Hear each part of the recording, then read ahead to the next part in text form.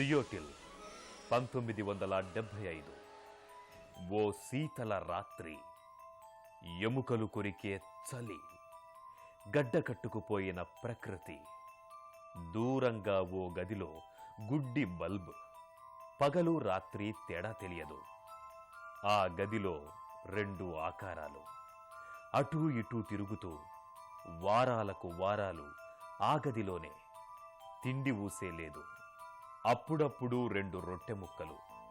మరీ విసుగ్గా ఉన్నప్పుడు మాత్రం కిటికీలోంచి మెడ బయటకు పెట్టి కురిసే మంచు వంక చూపులు. మరికొన్ని నెలలు అలానే మెదడులో అంకెలతో సమరం.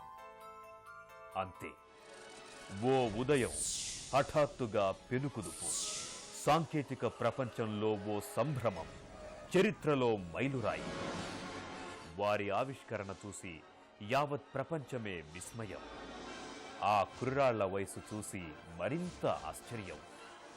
అంతటి సంచలనానికి ప్రాణం పోసిన వ్యక్తి, బాల్య ఛాయలు వీడకముందే బృహత్ సంస్థను నెలకొల్పిన సాంకేతిక విప్లవ సారథి, సాఫ్ట్వేర్ సామ్రాజ్య సృష్టికర్త, సంపదకు నిజమైన అర్థం చెప్పినవాడు బిల్ గేట్స్.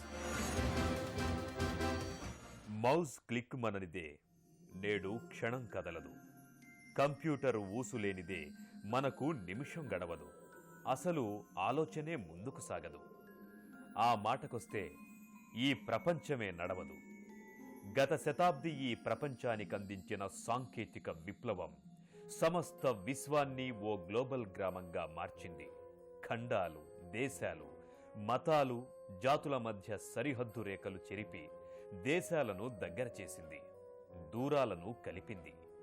అయితే అసలు కంప్యూటర్ ప్రపంచంలో ఓ కొత్త సాఫ్ట్వేర్ను సృష్టించి సమాచార సాంకేతిక విప్లవానికి బాటలు వేసి స్తబ్దుగా ఉన్న ప్రపంచంలో ప్రభంజనమై ప్రపంచాన్నే ప్రభావితం చేసిన కలల మాంత్రికుడే బిల్ గేట్స్.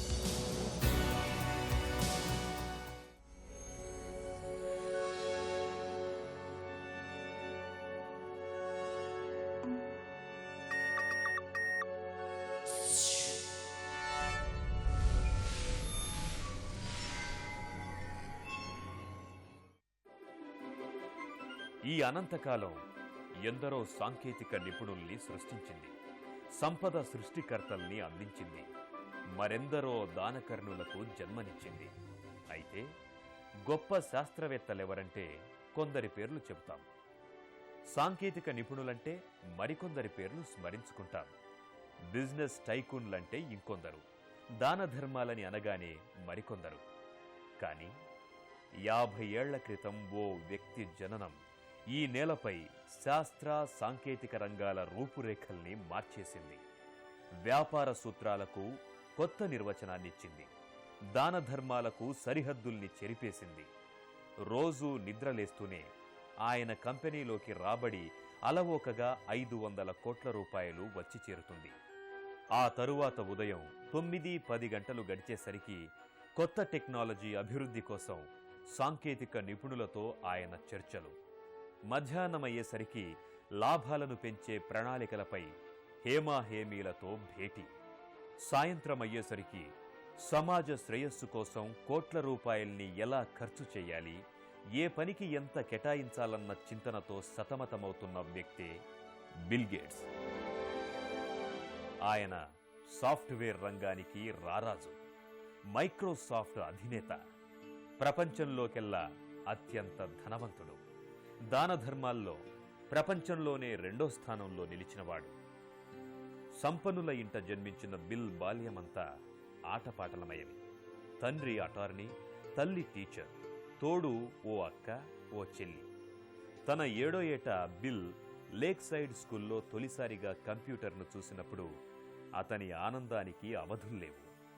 జీవిత నేస్తమేదో దొరికిందన్న సంబరం. ఆ రోజు నుంచి అతనికి అదే ధ్యాస. లంచ్ టైంలో కూడా కంప్యూటర్ చుట్టే కళ్ళు. ఏ కొద్ది అవకాశమున్నా కంప్యూటర్ మీదే పరీక్షలు. దాన్ని విప్పదీసి అణువణువు పరీక్షించాలనే కోర్కెలు. అదే సమయంలో పై తరగతి విద్యార్థి పాల్ అలెన్తో పరిచయం. అతడి సహచర్యంలో చిన్నారి బిల్ కంప్యూటర్ కిటుకుల్ని అవపోసన పట్టాడు. అదే అతని జీవితాన్ని మలుపు తిప్పింది. ఈ విషయాన్ని స్వయంగా బిల్ గేట్స్ తన ఆత్మకథ ద రోడ్ అహెడ్లో పదే పదే చెప్పుకున్నాడు. 13 ఏళ్ల ప్రాయంలోనే బిల్ గేట్స్ మొట్టమొదటి సాఫ్ట్వేర్ ప్రోగ్రాంను రూపొందించాడు. అది పిల్లలాడుకునే టిక్ టాక్ టో ఆటకు సంబంధించింది. అప్పటి నుంచి అతనిని క్లాస్ రూంలో కంప్యూటర్ బాయ్ అని పిలిచేవారు. 1974లో అతను డిగ్రీ కోసం హార్వర్డ్లో చేరాడు.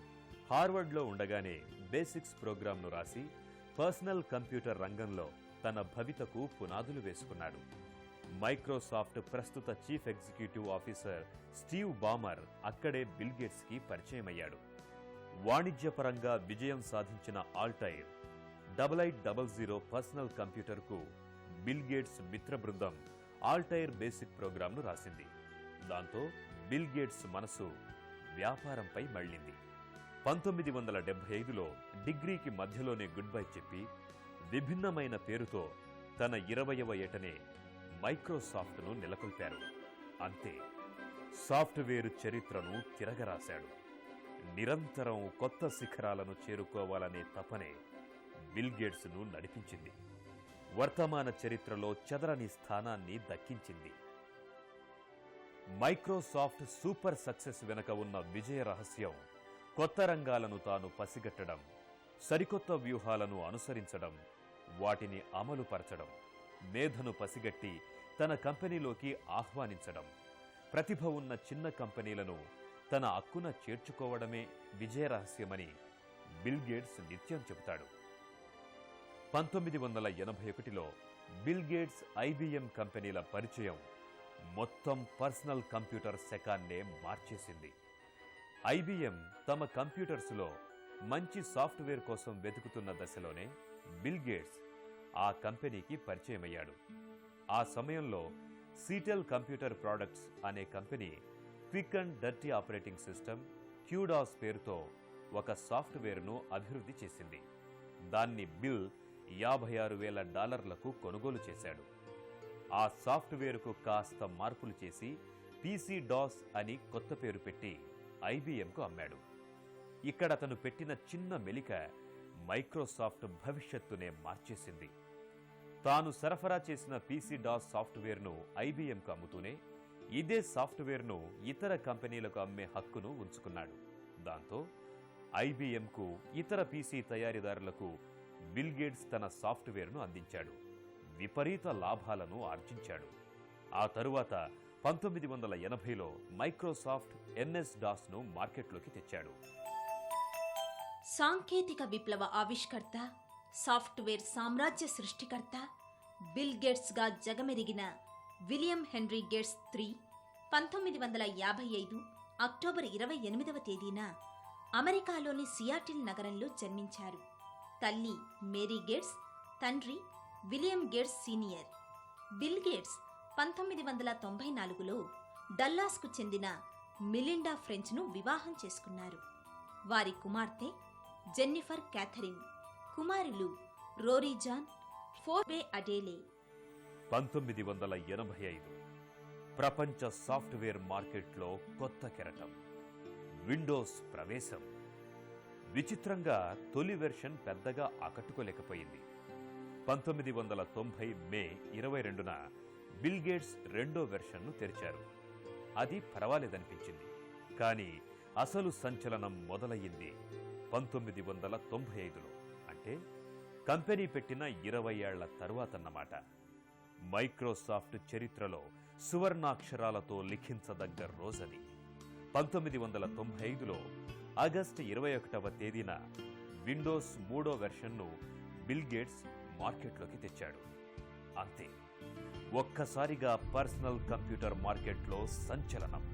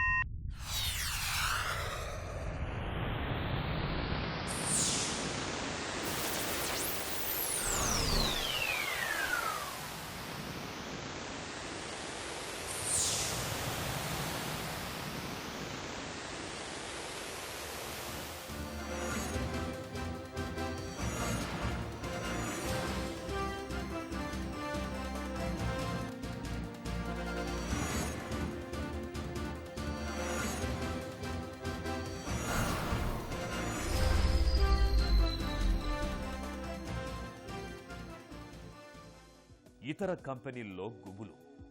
3 ఏళ్లు తిరగకుండానే విండోస్ కనక వర్షం కురిపించింది. మొత్తం పీసీ మార్కెట్ విండోస్కొచ్చేసింది. 1998లో వచ్చిన విండోస్ ఈ రంగంలో మైక్రోసాఫ్ట్కు గట్టి పునాది వేసింది. ఎన్ని వర్షన్స్ వచ్చినా నేటికి లక్షల కంప్యూటర్లలో 1998లో వచ్చిన విండోస్ కనపడడానికి కారణం ఎలాంటి టాస్క్నైనా చక్కగా ఎదుర్కొనేది, ఇబ్బందులు లేనిది. తరువాత ఎన్ని వర్షన్లను తెచ్చినా 1998 ఒక స్టాండర్డ్ వర్షన్గా నిలిచిపోయింది. బిల్ గేట్స్ క్రమంగా కంప్యూటర్ మార్కెట్నే హస్తగతం చేసుకోవడం సాఫ్ట్వేర్ పరిశ్రమ జీర్ణించుకోలేకపోయింది. తన ఏకస్వామ్య ధోరణులతో మార్కెట్పై గుత్తాధిపత్యం సాధించి పోటీకి ఆస్కారం లేకుండా చేశారని అనేక కంపెనీలు కోర్టుకెక్కాయి. కానీ బిల్ గేట్స్ బెదరలేదు. కంప్యూటర్కు విండోస్ పర్యాయపదంగా మారడంతో అమెరికాలోని 11 రాష్ట్రాలు ఒక్కటై మైక్రోసాఫ్ట్పై కేసులు పెట్టాయి. మొత్తం ప్రపంచాన్ని ఆకర్షించిన ఈ కేసు విచారణ సుదీర్ఘంగా సాగింది. ఆ సమయంలో బిల్ గేట్స్ సామాజిక సేవా కార్యక్రమాలకు భారీగా నిధులివ్వడం ప్రారంభించాడు. తనపై ఉన్న కేసులతో చెడ్డ పేరొస్తోందని, దాన్ని చెరుపుకునేందుకే దాన ధర్మాలు చేస్తున్నాడని ప్రత్యర్థులు ఆరోపించారు. అయినా బిల్ బెదరలేదు, వెరవలేదు. మరింత ఉత్సాహంతో సరికొత్త నిపుణులతో పరిశోధనల వైపు తన సంస్థను పరుగులు తీయించాడు. సరిగ్గా ఆ సమయంలోనే ఇంటర్నెట్ ఆవిష్కారం, కళ్ల ముందు సకల ప్రపంచ సాక్షాత్కారం. ఇంటర్నెట్ ప్రారంభంలో సన్ మైక్రోసిస్టమ్ ఒక్కటే మార్కెట్లో ఉండేది. ఇంటర్నెట్ రంగంలో సన్ కంపెనీ విజృంభణతో బిల్ గేట్స్ పని అయిపోయిందనుకున్నారు. కానీ క్రమంగా మైక్రోసాఫ్ట్కు చెందిన ఇంటర్నెట్ ఎక్స్ప్లోరర్ చొచ్చుకొనొచ్చింది. బిల్ గేట్స్ ముందు చూపుతో హార్డ్వేర్ కంపెనీలతో ఉన్న ముందస్తు ఏర్పాట్లతో ఎక్స్ప్లోరర్ను ఉచితంగా కంప్యూటర్లతో పాటు సరఫరా చేశాడు. ఇంటర్నెట్ ఎక్స్ప్లోరర్ ఆవిష్కరణతో సమాచార విప్లవాన్ని మరింత వేగవంతం చేశాడు. మౌస్ క్లిక్ చేస్తే కోట్ల కొలది వలయాలు ఛేదించి పుటల కొద్దీ సమాచారాన్ని కళ్ల ముందుంచే అంతులేని ఇన్ఫో నిలయాలను మన ముందుంచాడు. ఇంకే ఏడాది తిరగకుండానే సన్ డీలా పడింది, క్రమంగా కనుమరుగయింది. నేను సాధించింది ఎంతైనా కానియండి, సాఫ్ట్వేర్ రంగంలో నేను కొనసాగిస్తున్న ఈ ఉద్వేగభరితమైన బాధ్యత మూలంగా ఎన్నో సవాళ్లను ఎదుర్కోవాల్సి వస్తోంది. సాంకేతిక పరమైన సమస్యలతో పాటుగా చట్టపరమైన సవాళ్లను ఎదుర్కొంటున్నాను. సన్తో జరిగిన గొడవల సమయంలోనే బిల్ గేట్స్ ఫౌండేషన్ కార్యక్రమాలను పెంచారు. భార్య పేరును కలిపి బిల్ అండ్ మిలిందా గేట్స్ ఫౌండేషన్ను ప్రారంభించాడు. కేసులు గెలిచిన తరువాత బిల్ గేట్స్ ఆలోచన తీరులో చాలా మార్పు వచ్చింది. సమాజం పట్ల తన బాధ్యతను గుర్తించాడు.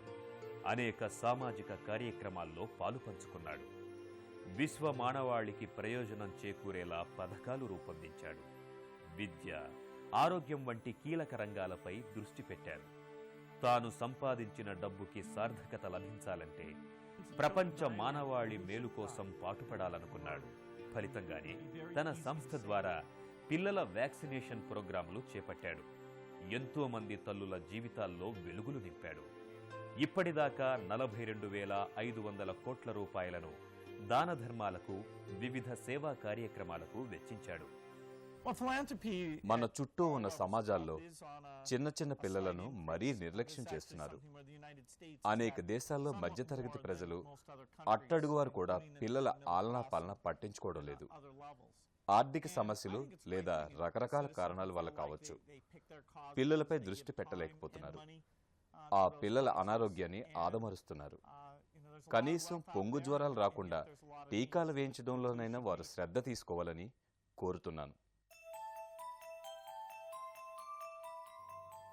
మైక్రోసాఫ్ట్ సంస్థ అధిపతి బిల్ గేట్స్ విశిష్ట కృషికి గుర్తింపుగా అనేక పురస్కారాలు లభించాయి. 1994లో లండన్లోని యూరోపియన్ టెలివర్క్ ఆయన్ను యూరోపియన్ టెలివర్క్ సత్కారంతో గౌరవించింది. 2002లో స్టాక్హోమ్లోని రాయల్ ఇన్స్టిట్యూట్ ఆఫ్ టెక్నాలజీ గౌరవ డాక్టరేట్తో సత్కరించింది. 2003లో న్యూయార్క్లోని United Nations Association of the United States of America Bill గేట్స్ను గ్లోబల్ లీడర్షిప్ అవార్డుతో గౌరవించింది. అదే ఏడాది లండన్ ఇంపీరియల్ కాలేజ్ గౌరవ డాక్టరేట్తో సత్కరించింది. 2005లో బ్రిటిష్ రాణి రెండో ఎలిజబెత్ బిల్ గేట్స్ను ప్రతిష్టాత్మకమైన night commander of the most excellent order of the British empire అంటే కేబీఈ పురస్కారంతో గౌరవించింది. ఆ ఏడాదే బిల్ గేట్స్ H1B వీసాల సరళీకరణ కోసం చేసిన కృషికి గుర్తింపుగా ఐటీ ప్రొఫెషనల్స్ ఆఫ్ అమెరికా ఆయన్ని వెసెల్ అవార్డుతో సత్కరించింది. అదే ఏడాది జపాన్లోని వసేదా యూనివర్సిటీ గేట్స్కు గౌరవ డాక్టరేట్ ప్రదానం చేసింది. ఆ ఏడాది అమెరికాలోని కన్స్యూమర్ ఎలక్ట్రానిక్స్ అసోసియేషన్ బిల్ గేట్స్ను ఇండస్ట్రీ డిజిటల్ పేట్రియాట్ అవార్డుతో గౌరవించింది. Y2K సమస్య తొలగిన తరువాత కంప్యూటర్ పరిశ్రమలో పోటీ పెరుగుతున్న విషయాన్ని బిల్ గేట్స్ గమనించాడు. ఫలితంగా కంపెనీ నిర్వహణ బాధ్యతల్ని బాల్యమిత్రుడు స్టీవ్ బామర్కు అప్పగించాడు. తాను చైర్మన్, చీఫ్ సాఫ్ట్వేర్ ఆర్కిటెక్ట్గా కొత్త అవతారాన్ని ఎత్తాడు. మళ్లీ పరిశోధనల్లో మునిగి తేలడం ప్రారంభమైంది. మరోలా చెప్పాలంటే కంపెనీ వ్యాపార లావాదేవీల్లో కీలక పాత్రను వద్దనుకున్నాడు. 2 అంశాలపై దృష్టి పెట్టాలని నిర్ణయించుకున్నాడు. కొత్త తరం ఇంజనీర్లతో కలిసి సాఫ్ట్వేర్ను అభివృద్ధిపరచడం ఒక లక్ష్యమైతే, ఫౌండేషన్ కార్యక్రమాలను చురుగ్గా చేపట్టడం రెండోది. కంపెనీలో పరిశోధనలకే పరిమితమయ్యాడు. తన జీవిత లక్ష్యాలపై బిల్ గేట్స్కు స్పష్టమైన అవగాహన ఉంది. ప్రతి ఇంటిలోనూ పీసీ ఉండాలన్నది ఆయన కోరిక.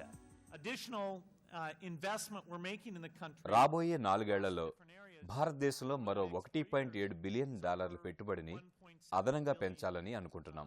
ఈ దేశంలోని వివిధ ప్రాంతాల్లో మైక్రోసాఫ్ట్ను విస్తరింపజేయాలనుకుంటున్నాం. మా ఉత్పత్తుల ధరలు సామాన్యులకు ఎంత అందుబాటులోకి తేబోతున్నామంటే అందుకు సాక్ష్యం త్వరలో ఈ దేశంలో ప్రతి ఒక్కరికి కంప్యూటర్ ఉంటుంది. టెక్నాలజీ విషయంలో ఆయనకున్న దార్శనికతకు ప్రతిరూపమే అతను రాసిన 2 పుస్తకాలు, the road ahead, the speed of thought. ఆ 2 పుస్తకాలలో ఆయన అనేక విషయాలను ఆవిష్కరించాడు. తన బాల్యాన్ని నిజాయితీగా ప్రజల ముందుంచాడు. వ్యాపార రంగంలోని మెలకువలేమిటో సూటిగా చెప్పాడు. నమ్మిన జీవిత విలువల్ని తెలియచెప్పాడు. ప్రపంచాన్ని ప్రభావితం చేసే శక్తిగా ఎదిగిన బిల్ గేట్స్ను అంతర్జాతీయ పత్రికలు బహుదా ప్రశంసించాయి. సాఫ్ట్వేర్ రంగంలో ఉనికి చాటుతూ మిణుకుమిణుకుమంటోన్న బిల్ గేట్స్ భవిష్యత్తులో ఉజ్వలంగా భాసిస్తాడని 2 దశాబ్దాల క్రితమే అంటే 1984లోనే టైమ్స్ పత్రిక జోస్యం చెప్పింది. 1993లో ఫోర్బ్స్ పత్రిక వెలువరించిన 400 మంది ప్రపంచ సంపన్నుల్లో ఒకరుగా బిల్ గేట్స్ చోటు సంపాదించారు. 1994లో అమెరికా నుంచి వెలువడే చీఫ్ ఎగ్జిక్యూటివ్ ఆఫీసర్స్ మ్యాగజైన్ ఆయన్ని CEO ఆఫ్ ది ఇయర్గా గుర్తిస్తూ ప్రశంసల వర్షం కురిపించింది. 1996లో ఫోర్బ్స్ పత్రిక బిల్ గేట్స్ను ప్రపంచంలోని సంపన్నుల్లోకెల్లా సంపన్నుడుగా ప్రకటించింది. 1997లో మినహా ఆ ఏడాది నుంచి ఈ ఏడాది దాకా బిల్ గేట్స్ రికార్డు అప్రతిహతంగా కొనసాగుతోంది. 1998లో టైమ్స్ పత్రిక ఆయన్ని నెంబర్ 1 సైబర్ ఎలైట్గా ప్రకటించింది. 1999లో టైమ్స్ పత్రిక అప్సైడ్ ఎలైట్లో గేట్స్కు 2వ స్థానం ఇచ్చి గౌరవించింది. అదే ఏడాది సండే టైమ్స్ పత్రిక ప్రకటించిన అత్యంత శక్తిమంతుల జాబితాలో ఆయన అగ్రస్థానం సంపాదించారు. 2001లో ది గార్డియన్ పత్రిక మీడియాను ప్రభావితం చేసే శక్తిగా బిల్ గేట్స్ను ప్రస్తుతించింది. 2004లో టైమ్స్ పత్రిక గేట్స్ను ప్రపంచాన్నే ప్రభావితం చేసిన గొప్ప శక్తిగా అభివర్ణించింది. కొన్నేళ్లుగా ప్రపంచంలో అత్యంత ఐశ్వర్యవంతునిగా, కంపెనీ ఆస్తులు కాకుండా దాదాపు 2,14,000 కోట్ల రూపాయల స్వంత ఆస్తులతో ఫోర్బ్స్ జాబితాలో అగ్రస్థానంలో ఉన్న బిల్ గేట్స్ మనం ఎంత ఎత్తుకు ఎదిగినా తోటి మనుషుల్ని మరవరాదంటారు. ప్రపంచం సుభిక్షంగా ఉండాలంటే తమ వంతుగా ఏం చెయ్యాలో తన బిడ్డలకు చెబుతానంటాడు Bill Gates. HIV, AIDS, malaria, vaccination వంటి వాటి గురించి బిల్ గేట్స్కు తెలిసినంతగా మరో పారిశ్రామికవేత్తకు తెలియదేమో. ఒకప్పుడు అతని ఇంటర్వ్యూలో అన్నీ సాఫ్ట్వేర్ కబుర్లే, కానీ ఇప్పుడు వాటి ప్రస్తావన అక్కడక్కడ మాత్రమే. ఎంత పని ఉన్నా బిల్ గేట్స్కు పుస్తకాలంటే చాలా పిచ్చి. ఎక్కడికెళ్ళినా వెంట డజన్ల కొద్దీ పుస్తకాలుంటాయి. అయినా సరిపోవంటారు. గోల్ఫ్, బ్రిడ్జి ఆటలంటే కూడా ఇష్టమే. 39 ఏళ్ల వరకు కంపెనీయే జీవితంగా బతికాడు.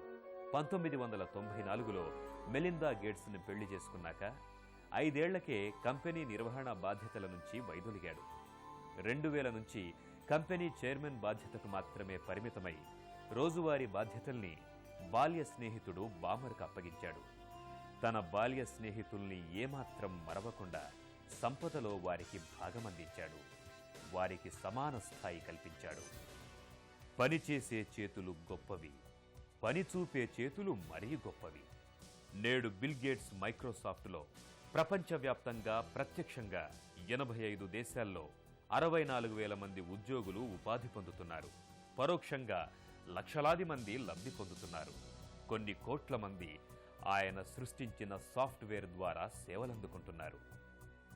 ప్రస్తుత మైక్రోసాఫ్ట్ ఆఫీస్ అమెరికా రెడ్మండ్లో 300 ఎకరాల విస్తీర్ణంలో చెట్లు, చేమలు, విశాలమైన తోటల మధ్య 40 పెద్ద పెద్ద భవనాలతో ఒక యూనివర్సిటీ క్యాంపస్ను తలపిస్తుంది. అసలు మనం మైక్రోసాఫ్ట్ కంపెనీ గురించి వింటున్నప్పుడు అంకెలెప్పుడూ కోట్లలోనే ఉంటాయి. మైక్రోసాఫ్ట్ రాకతో అమెరికన్ స్టాక్ ఎక్స్చేంజ్ దశ దిశ మారిపోయింది. 1975లో 2 మిత్రులతో కలిసి, అంటే కేవలం 3 మొదలైన మైక్రోసాఫ్ట్ తొలి ఏడాది ఆదాయం $16,000. 1986లో పబ్లిక్ ఇష్యూకి వచ్చినప్పుడు కంపెనీ అమెరికా స్టాక్ మార్కెట్నే కాదు, ఆ దేశ ఆర్థిక వ్యవస్థనే ప్రభావితం చేసింది. నాడు మైక్రోసాఫ్ట్లో $10,000 పెట్టిన ఇన్వెస్టర్ పెట్టుబడి 2000 నాటికల్లా $7,50,00,000 అయింది. అంటే 14 ఏళ్లలో $10,000కు $7.5 కోట్ల వచ్చాయన్నమాట. మార్కెట్లో నేడు ఈ కంపెనీ విలువ 14 లక్షల కోట్ల రూపాయలు. 2005లో గత జూన్తో ముగిసిన ఏడాదికి కంపెనీ 1,73,000 కోట్ల ఆదాయాన్ని ఆర్జించింది. కంపెనీ ఆస్తులు 2004లో 4.5 లక్షల కోట్ల రూపాయలకు చేరాయి. మార్కెట్లో అన్ని పరిస్థితుల్ని ఎదుర్కొనేందుకు కంపెనీ స్వల్పకాలిక పెట్టుబడులు, నగదు రూపేణ అక్షరాల 2,78,000 కోట్ల రూపాయలను ఎప్పుడూ సిద్ధంగా ఉంచుకుంటుంది. కంప్యూటర్ పరిశ్రమ వర్గాల అంచనా ప్రకారం ప్రపంచవ్యాప్తంగా 2005లో వాడకంలో ఉండే కంప్యూటర్ల సంఖ్య 104 కోట్లకు పైనే. వీటిల్లో మైక్రోసాఫ్ట్ రూపొందించిన విండోస్ ఆధారంగా నడుస్తున్న కంప్యూటర్ల శాతం ఎంతో తెలుసా? ఏకంగా 96%. కంప్యూటర్ అంటే విండోస్ అనే స్థాయికి కంపెనీ సాఫ్ట్వేర్ దూసుకెళ్లింది. మైక్రోసాఫ్ట్ సంస్థ ద్వారా ఎన్నో మంచి ఫలితాలు వస్తున్నాయి. భారతదేశంలో మేము ఓ 500 మంది ఉద్యోగులతో మా సాఫ్ట్వేర్ పరిశ్రమ ప్రాజెక్టు మొదలెట్టాం. మీ దేశంలో కొంతమంది భాగస్వాములు కూడా మాతో కలిశారు. ఇండియాలో మేము అనుకున్న లక్ష్యాన్ని ఖచ్చితంగా చేరే వైపుగా అభివృద్ధికర దిశగా పయనించగలం. వచ్చే 3-4 ఏళ్లలో 4,000 మంది నుంచి 7,000 మంది ఉద్యోగులను నియమించుకోగలిగేంతగా ఎదగగలమని అనుకుంటున్నాను. ఈ దేశంలో మాత్రమే మా నైపుణ్యంతోనూ మా పరిశోధనలతోనూ నూతన ఆవిష్కరణ చేసేందుకు అనువైన పరిస్థితులున్నాయి. ఆ విధంగా వినియోగదారులకు మరింత మేలైన సేవలు అందించగలమని అనుకుంటున్నాం. ఈ మైక్రోటెక్ యుగంలో, సాంకేతిక ప్రపంచంలో మునుముందు మరెన్నో అద్భుతాలు ఆవిష్కృతం కావచ్చు. జంతరు మంతరు, మాయాలాంతరు లాంటి సాఫ్ట్వేర్ లోకంలో మహాద్భుతాలే మన ముంగిటకు రావచ్చు. అయినా గేట్స్ అందించిన స్ఫూర్తి మాత్రం మానవాళి చరిత నుంచి చెరిగిపోదు.